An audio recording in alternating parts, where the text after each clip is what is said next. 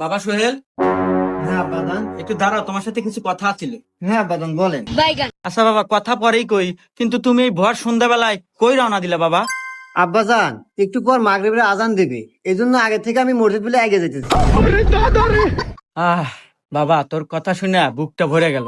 তুই কত খারাপ ছিলি, বন্ধু বান্ধবের সাথে আজে বাজে নেশা করতি। যাক, তোকে যে আল্লাহ এত ভালো বানাইছে, এজন্য আমি আল্লাহর কাছে শুকরিয়া আদায় করি, আলহামদুলিল্লাহ।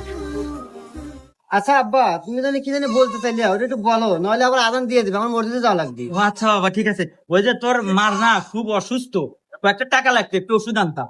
ও আচ্ছা আব্বা, দিতেছি। रुको जरा खत्म